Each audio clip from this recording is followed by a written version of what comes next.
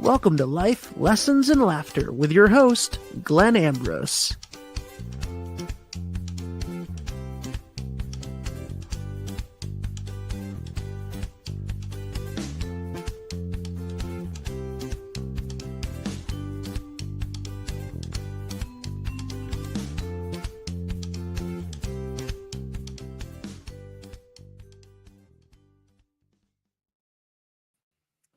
Hello, welcome, everybody. So today we're having an interesting topic. Talking about sin, and specifically through our thoughts. You know, is this possible? What do you believe sin to be? You know, I've had varying opinions on this topic over the years, and that's one of the reasons why I wanted to do this show, is because to me, it seems like there's a fair amount of religious statements that I don't know that people really understand, and I'm sure that there's many that I don't understand, right? So when I get, a deep insight on something that seems to make sense, I like to share it because who knows, maybe it'll resonate with you too. So it's, I've heard, and I'll just touch on sin briefly because that's not really what this is about. It's more about the dynamics of what people might call sin or might call something else. It's just the dynamics of how things work. And so sin, I heard at one point that sin was originally translated, a more appropriate version would be to say that to sin is to miss the mark, like an archer misses the mark. And to me, that made sense. Now, I've heard varying opinions on that sense. Some people say, yes, that's true. Some people say, no, it's not true. I don't really care. What I found is to follow what resonates and feels right to me. So that's what I do.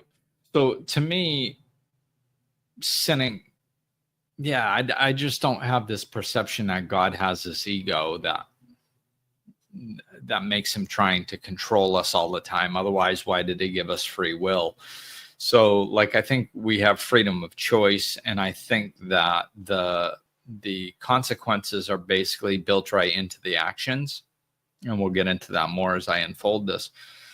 But I don't believe that there's such a, I don't know, moral compass, I guess we'll say. It's just, if you do the right things, you feel good. If you do the wrong things, you feel bad. So that, I've lived both lives. So I don't do the right thing because I'm scared that God is going to condemn me or something, or I'm not going to get into heaven or something. There's no fear motivating me, is my point.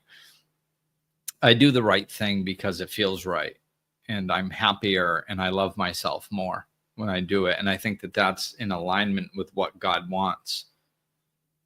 So that's kind of how I guide my actions. But what I specifically wanted to touch on this topic because I was doing a reading in this book, 365 through with the Science of Mind. It's a daily reading book that I absolutely love.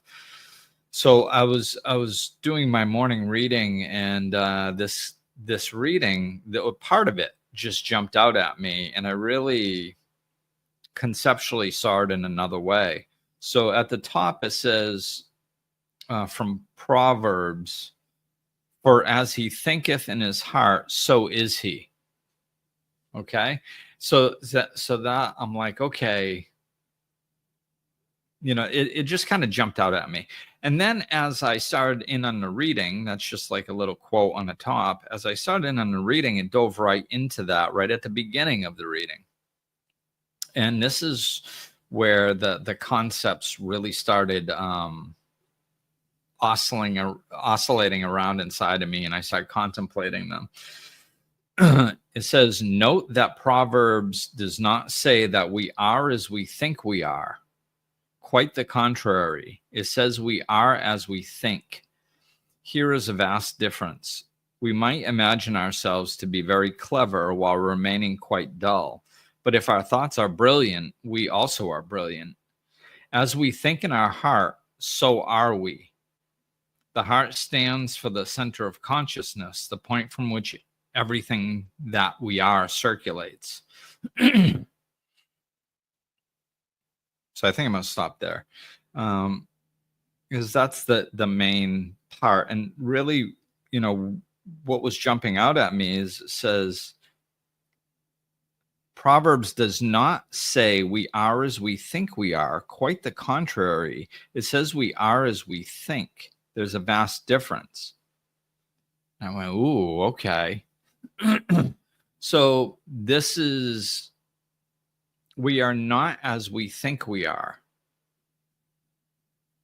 It says we are as we think. Okay, and just a little qualifying concept. It goes on a little bit later to touch on the cause and effect mentality of the spiritual dynamics as they are set up. So what I mean by that is, if we believe that there's our thoughts are what creates our reality. So if we're thinking a particular way, that's how we're going to experience life. Okay. So if I just say on an unconscious level, if I feel that others can tell me what to do because that was something from my childhood, well, everybody's childhood. I mean, as a child, you're always told what to do, right? And your thoughts and opinions don't really matter. So you're being told what to do. So therefore, if I carry that around with me in adulthood, then when somebody tells me I need to think or believe a certain way, I'm going to get defensive. Why? Because I think that they have some sort of control over me. That's, and that belief system is left over from my childhood. Let's say that belief system can be put in place at any time. So if I believe that other people can tell me what to think or what to do, or if they have the right to determine whether I'm right or whether I'm wrong, if they have some sort of control over me, then I'm going to get very defensive when somebody starts attacking my way of thinking. However, if I don't think other people can control me, and I think I am the master of my own destiny, and I think that other people have the right to their opinions, and other people even have the right to voice their opinions, well, then I'm not going to get defensive if they tell me they disagree with me, right? They're going to say, like, and I think this is a good example for me, because I don't think there's any doubt that I have some of this residual in me. That and this is, I believe it's one of my life lessons. I've actually had past life experiences and visions and regressions that I've seen in many of my past lives, how I was held down, blamed for things I didn't do, hurt. My loved ones were hurt because of my actions, all kinds of, and when I didn't do anything wrong, I mean, by that. So like there was this control over me that was very severe in past lives. And I believe that that's one of the things that I came here to clear up and clear through, because I just have no respect for blind respect for authority. I don't really have any respect for authority at all. Like, I don't really care. I will. I just don't. I just don't care. I just don't really care what other people say. Like, I don't care that. Like, when I was a child, I didn't care that a principal was a principal of a school, or a teacher was a teacher. Like, I don't care what your title is. There is no authority in a title to me. Like, so I will respect people that respect me. And as a child, I got disrespected very often. Adults thought I should respect them, but they didn't have to respect me. And I believe I understood on an unconscious level that that's not true. So I didn't really care that I was a child. I was just like, I would just talk in a way. I would give respect if it was given to me. And if I was disrespected, I would disrespect back. And I would never feel any guilt or shame because of that, because they did it to me. I was like, what? Like, I'm supposed to respect somebody as they're crapping on me? That doesn't make any sense. I didn't. Yeah, but they're a teacher. Yeah, but they're an adult. I'm like, I don't give a crap who they are. Like, it doesn't make any sense. Like, why would I respect somebody that is crapping on me? Like, it's just like, I just didn't understand that dynamic. I came in hardwired to basically give the middle finger to authority and just go, no, you have no authority over me. And as you can imagine, that didn't go very well as a child, right? So all these years later, this is why I'm using this as an example, because I still have the ability to get defensive sometimes, especially like if I'm voicing my opinion, and then if I don't feel heard, that can be a trigger for me. So like if I'm speaking my truth and somebody says, no, you don't have the right to that thought process, or you're closed-minded because you think that way, or you think you're better than me because you don't agree with my perspective or something. Like, if people aren't hearing what I'm saying or challenging my perspective, I can get defensive, which of course I try to pull back on. And part of that is because of my whole life of past experiences, right? So I suffered a lot in childhood, but also in adulthood, by consequences I experienced by people that were in positions that were more powerful than I was.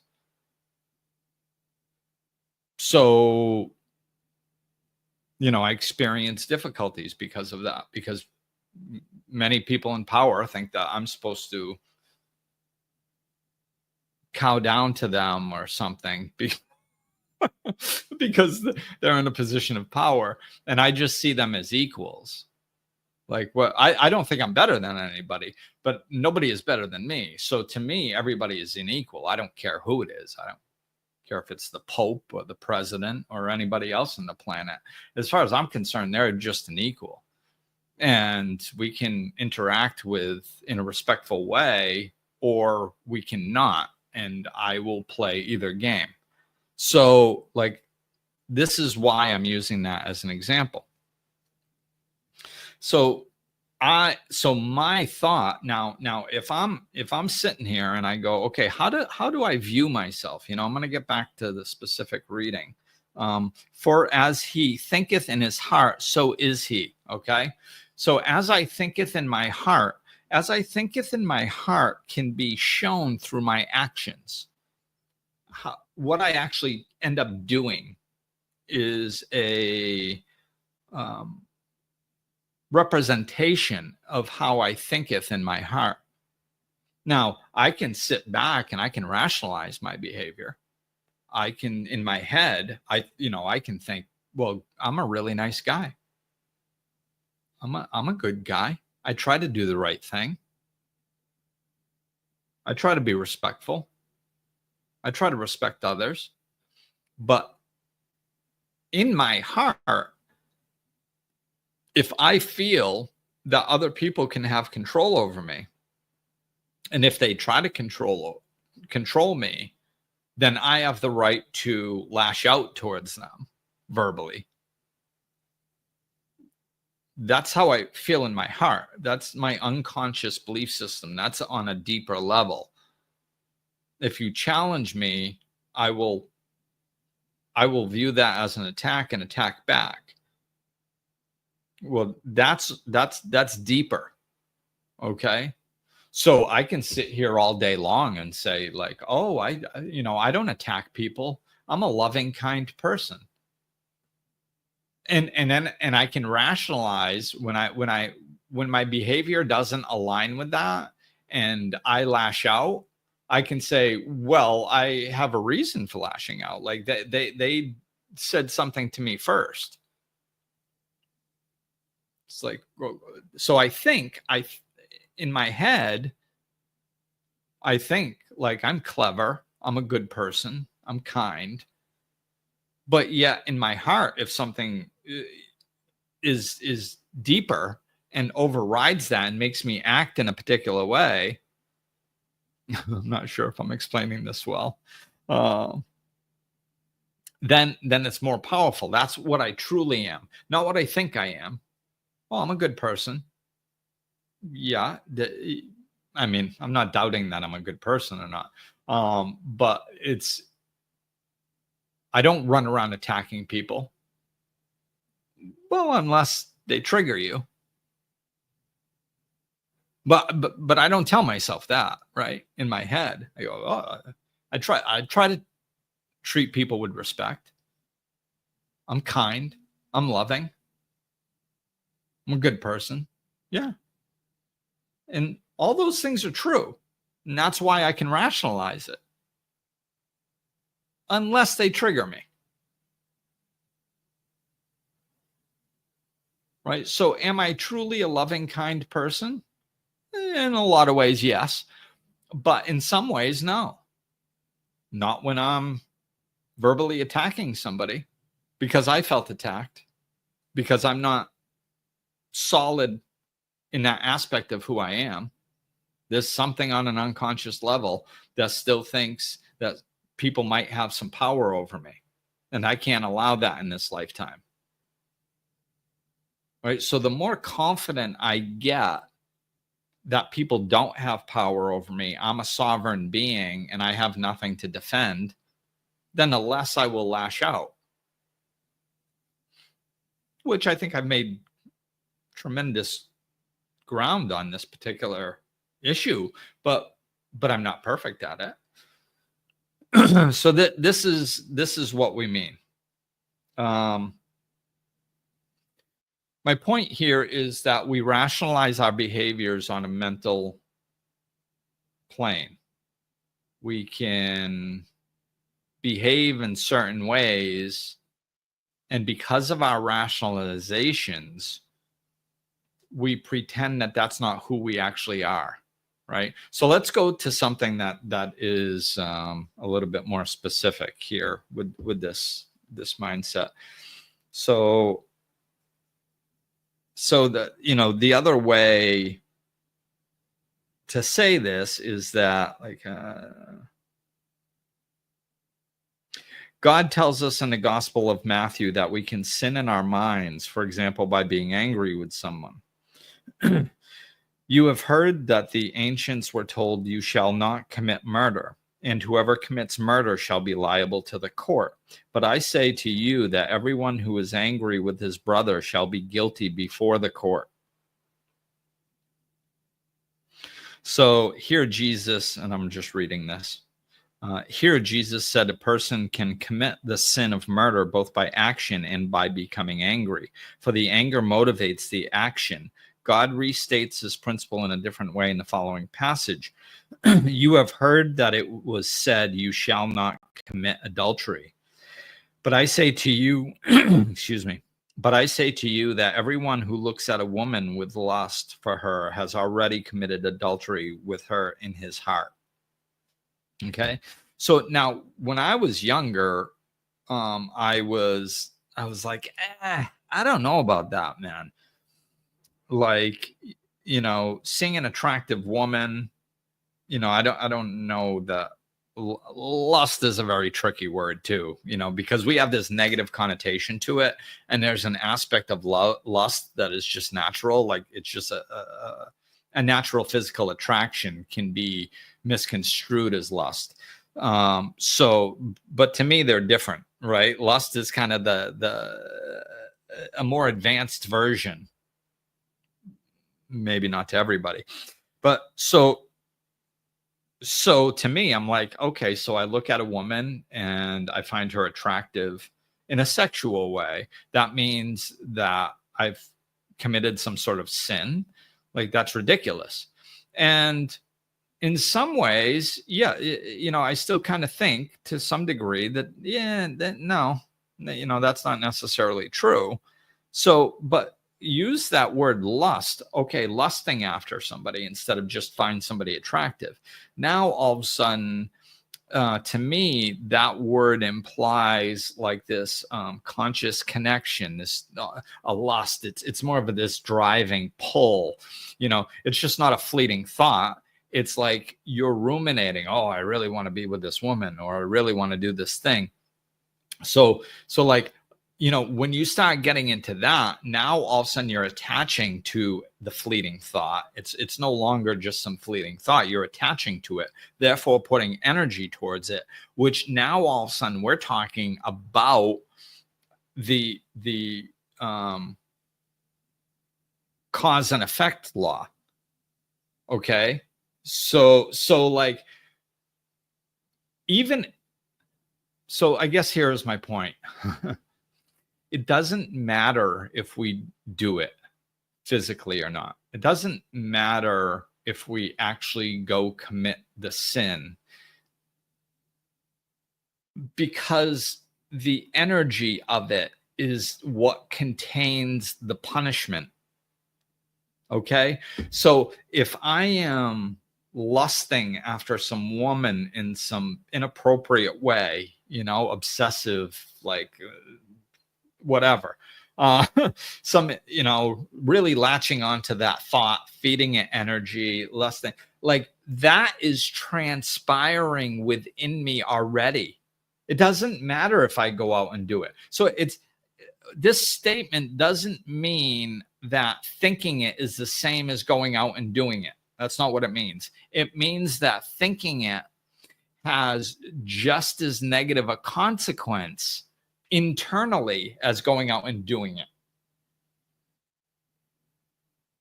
Okay, hopefully you guys can see the difference between that. It's not the same, because like if you're lusting internally, then you're not acting out, or let's use committing murder, which would be even a better example. Like if you don't go kill somebody and that person is not dead because you didn't act on your thoughts, then you didn't take a life. Their family isn't in mourning. Their children are not going to be raised without a parent. There's all kinds of realistic aspects that are different because you didn't act on it. And that's a good thing, right? But we are living spiritual existence. We are trying to clear our own energy field of negative energies. So if we are walking around thinking about killing somebody, justifying in our mind why it's okay to kill somebody, then what we are doing on an internal level is we are stripping the humanity out of that person and minimizing them into an object that is capable of being killed without really considering their humanity or how bad that is. Or let's just say we go, okay, no, I don't want to kill them. I'm just going to walk around being angry with them for the next 30 years. Okay, so use that as an example. So what's going on inside of us? What are the statements that people talk about through spiritual terms about carrying anger? Well, they say it's like drinking poison, expecting the other person to die. Oh, so it's like me drinking poison. If I'm walking around with anger inside of me, it's like I'm drinking the poison. Well, why would they say that? Oh, it's because of what's going on inside of me because I am carrying that anger. I am hurting myself by carrying that anger. Well, what else do they say? They say carrying anger is like picking up a hot stone intending to throw it at somebody else, only you get burned. Oh, okay. So again, it's referencing that if I carry anger, then I am the one experiencing the hurt because I'm carrying the anger. So the problem is me. It's not about the person I'm projecting it at. It's about me because it's transpiring within me. This is the point. This is what this is talking about. This is why there is no such thing as righteous anger, because righteous anger would imply that carrying around anger inside of us hurts the other person and doesn't hurt us, right? Otherwise, why would you want it? Why would you want to try to rationalize a way to call it righteous? If it's just hurting you and you understand that the anger is hurting you, then you wouldn't justify carrying it around and try figuring out some intellectual way to call it righteous. You wouldn't do that. You would be like, I'm just hurting myself. I don't want to hurt myself because that goes against nature. So I'm going to try to get rid of this anger. You can do that by reframing things, whatever. At some point, you have to shift the way you're looking at the situation. So you are no longer a victim of the situation and you are now a victor of the situation, or no longer a victim, but now a survivor. Or, you have to reframe the way you're looking at it, because anger is generally experienced because of a perceived victimization, right? So I almost went further off into that. I'm not going to. So, this is a good example of what I'm talking about. So it does not say that we are as we think we are. Hey, I'm in the right. This person attacked me. I have the right to be angry with them. I have, that's rationalization, rationalizing why we have the right to be angry, right? And that's on an intellectual, and that's how most people view themselves. This is why we can judge and condemn so many other people when we're doing the same thing ourselves. Because when we do something negative, we rationalize why it's not our fault, why we're the victim here in the situation, and why it's okay for us to be angry. But then when somebody's angry at us, we go, what the heck, man? I didn't do anything. Well, in their mind, you did. That's why they're angry with you. Just like in your mind, they did something to you. In their mind, you did something to them. It's the same thing. So everybody's running around rationalizing why we're angry with somebody else and all feeling righteous. This is why there's no such thing as righteous anger, which I didn't know I was going to talk about righteous anger today, but that's where it went.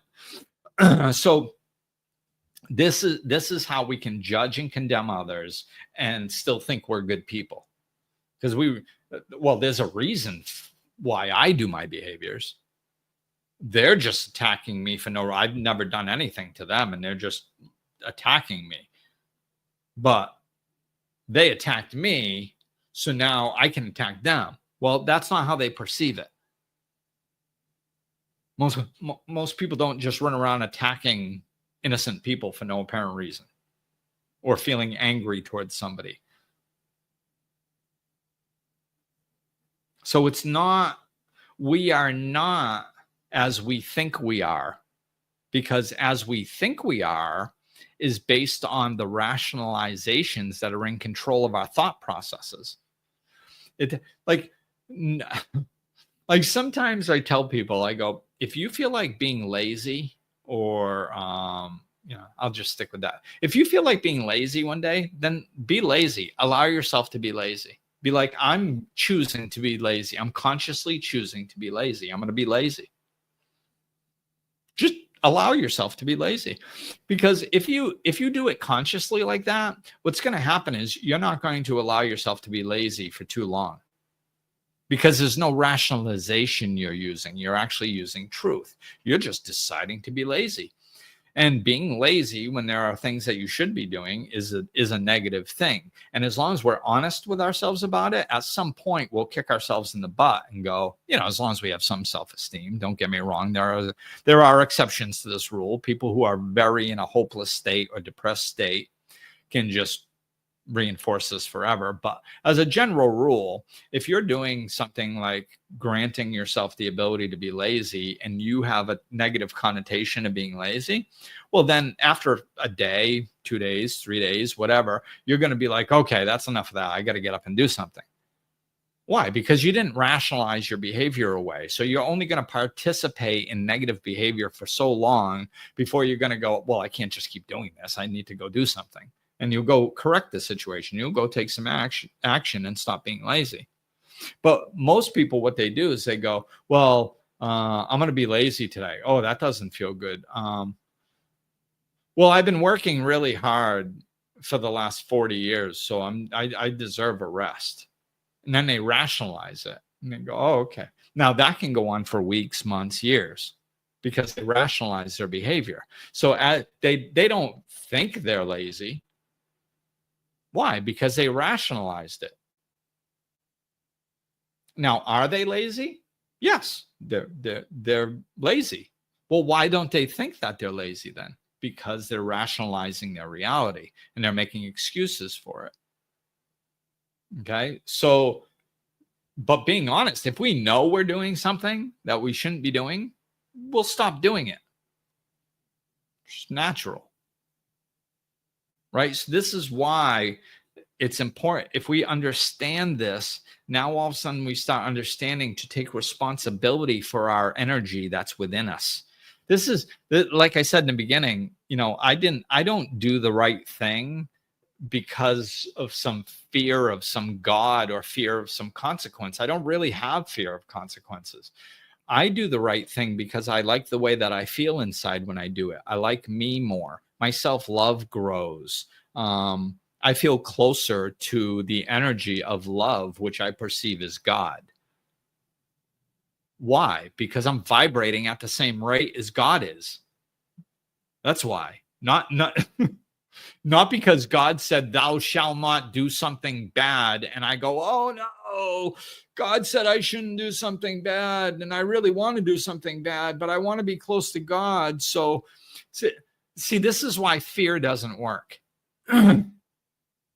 Because if you do something out of fear of consequences, even if it's God's consequence, oh, I'm not going to get into heaven, or God's going to strike me down, or I'm going to go to hell, or whatever, anything fear-based like that. Like, I can't use those as motivators. It's because I don't really have a fear of consequence. Now, do I want to go to hell? Of course not. Of course not. But I can't walk around not doing things that I want to do because of some hypothetical thing that may or may not happen, that is this ethereal out there perspective. Like, I understand that works for some people, and it's okay if it does. It just doesn't work for me. And quite honestly, I don't think it works for a lot of people dynamic wise. I don't think it works for a lot of people as well as they think it works. It may curtail their behavior, but if you're curtailing your behavior out of fear of something instead of out of love, there's a consequence to that, right? So if I want to do something, I do it. If it's in alignment with what I believe to be right, I'm not going to go like, I want $10,000 so I can go walk into a bank and rob it and walk out with $10,000 because I want it. No, because stealing is wrong.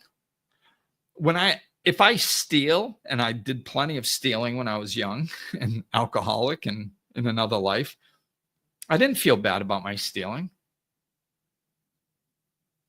It's just, I thought, hey, they had, I want, I took. They'll get over it. They have more than they need. They'll be fine. Usually I stole from stores. I didn't really like stealing from people. I saw people as people.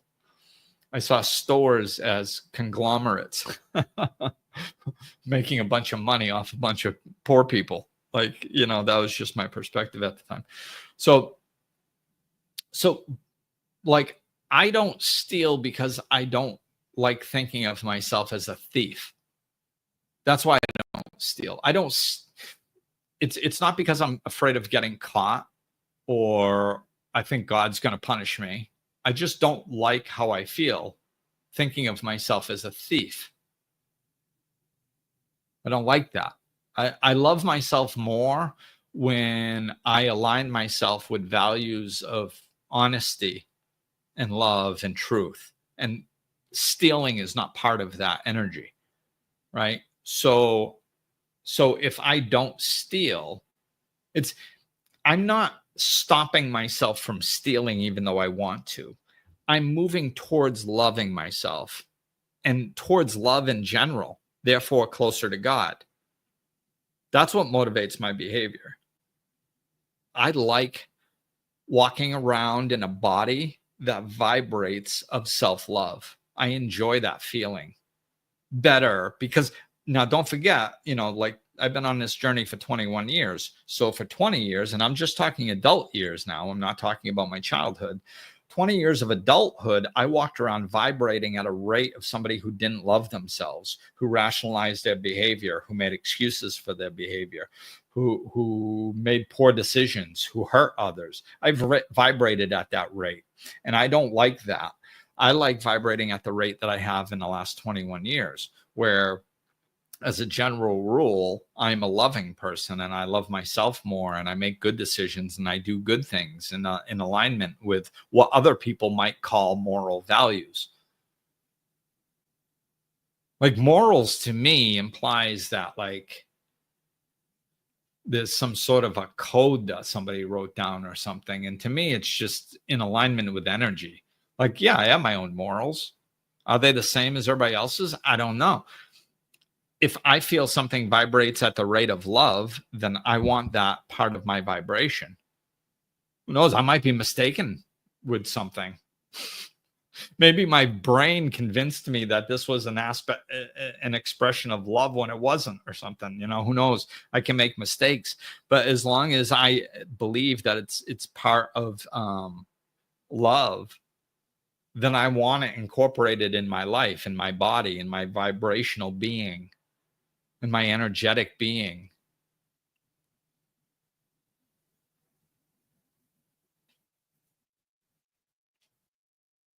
And the better I do at that, then I actually am as I am in my heart. In my heart, I want to be a good person. In my heart, I want to resonate with love. I want to vibrate at the rate of love. I want to be a loving person. So when I do loving things, it's in alignment with my heart. And the more I do that, the more I am the person that I want to be. The more I rationalize my behaviors in my mind, the less I am the person I want to be, because I can't change who I am. If I'm walking around angry, I'm angry. If I'm walking around feeling like a victim, then I am a victim. Now, it doesn't matter that on an intellectual level, I go, no, I'm not a victim. You don't understand, blah, blah, blah, blah, blah. Or my anger is righteous. Like, I think that we should all be loved. And this person obviously isn't. So I hate them. And so therefore I'm right. It's like, well, yeah, but you're walking around vibrating at the rate of hate. Yeah, but it's righteous hate. Like I have the right to be angry at this person. That doesn't change. Just because you think you have the right and it's appropriate to be angry towards somebody does not change the vibration that's transpiring inside of you. It doesn't change it. You're still vibrating at the rate of hate. And that is what you truly are. You are a being vibrating at the rate of hate. Not solely. I'm not trying to minimize you into that one thing. That's not what I'm saying. What I'm saying is that it's an aspect of who you are. And that aspect of who you are doesn't matter what you tell yourself on an intellectual level, how you rationalize it, how you're right and the other person's wrong. It doesn't matter. You're experiencing the hate inside of you. This is how the sin is built. I mean, the punishment is built into the sin. And this is how we can sin just through thought instead of just action. Because if we're walking around with anger inside of us, that is a sin. Well, in my head, I think I'm a good person, even though I have anger inside of me. Okay, well, in your head, you can think that all day long.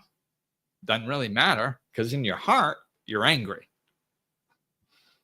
And that's what you truly are. You are not as you think you are. You are as you are in your heart. You are as what you experience in your heart. If you're experiencing anger in your heart, then you are an angry person.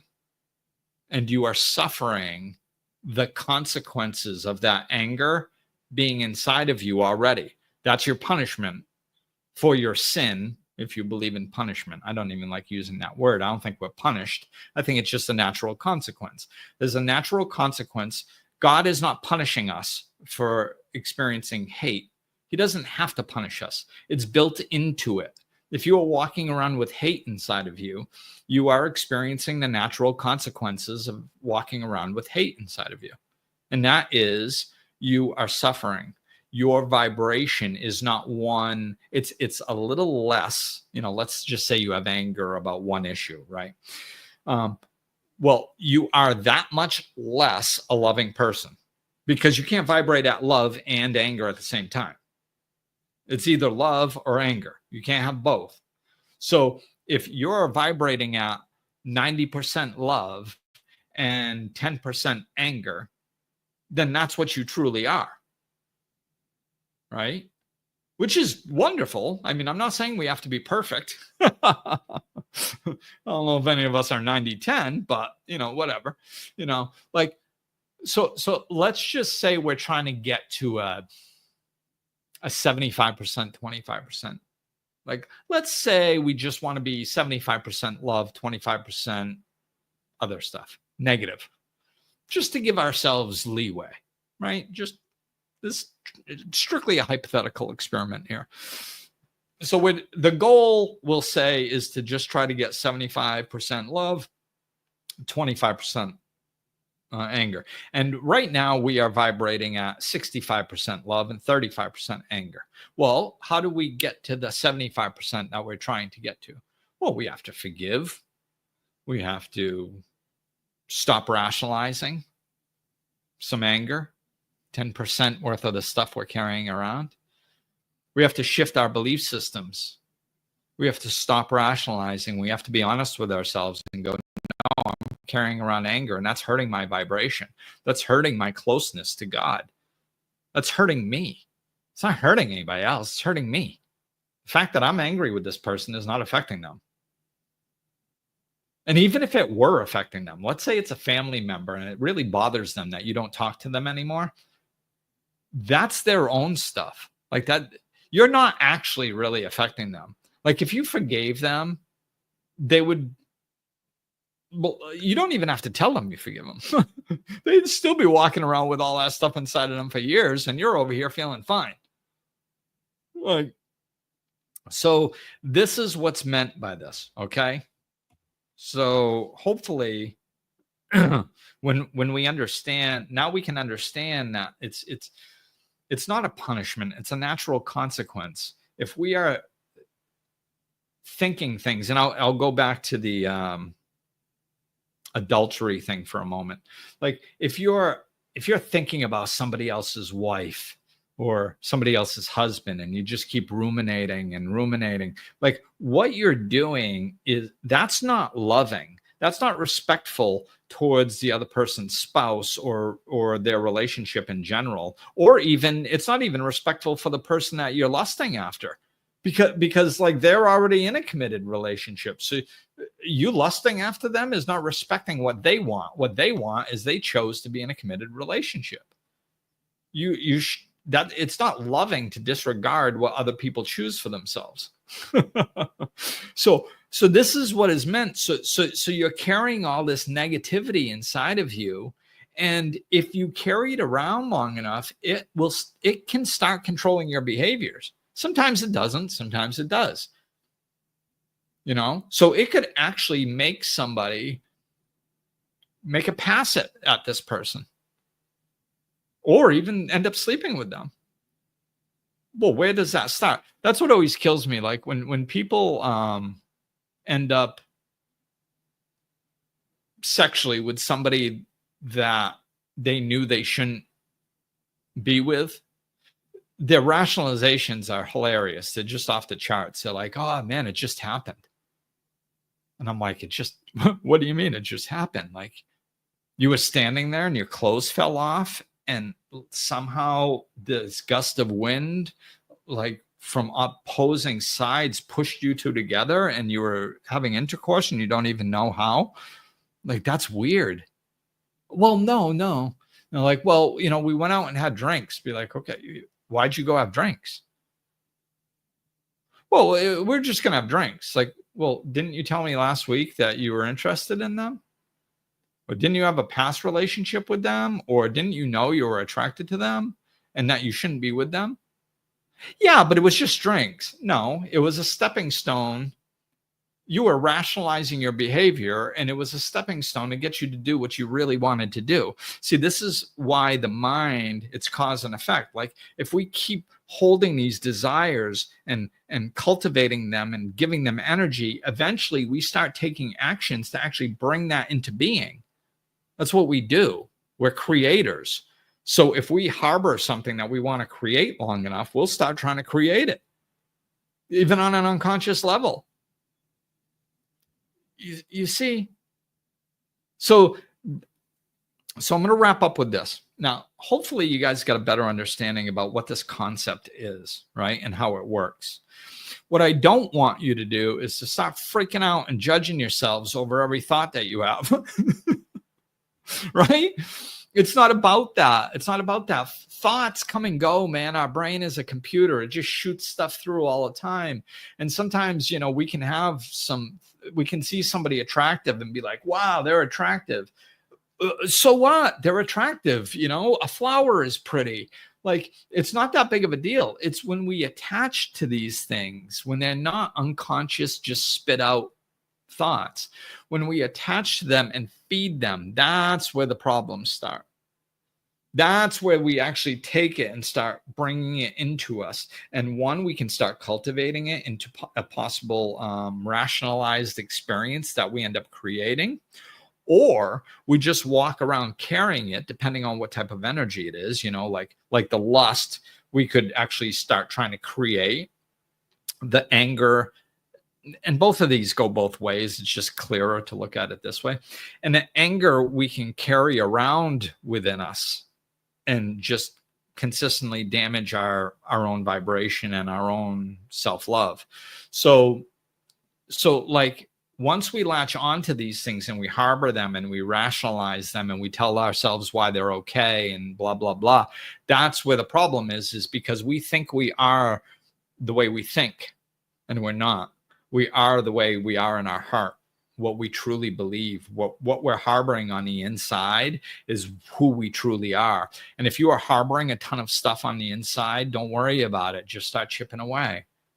When you're honest with yourself, it's just, you're going to choose differently because you're just hurting yourself, and it's not natural to hurt yourself. So we all harbor some stuff. Don't worry about it. Just bring it up. Reframe it. Some things will be as simple as letting go because you're no longer lying to yourself and rationalizing your behavior. See, this is why I want to talk about this concept, because as the punishment is built into the sin, so is the solution. Once we look at this, is how the truth shall set you free. When you just open up to the truth and you stop BSing yourself and rationalizing your behavior, and you just see the truth, you go, oh, I didn't realize I was doing that. Isn't that silly? I won't do that anymore. A lot of things are going to be that easy. Because why would you? Why would you do something that's just hurting yourself? That's going to that causes you to experience negative consequences. You wouldn't. So you'll just giggle and put it aside and not do that no more. All right. So as deep and as important as this concept is, which is wonderful and awesome and profound, don't beat yourself up over it. That's just another aspect of negativity. Don't do that to yourself. Use the truth to set yourself free. Guide who you are through the heart. All right, cool. All right. Well, thank you guys for listening. That's going to be it for me. So I will talk with you soon. Hope you enjoyed it. Peace.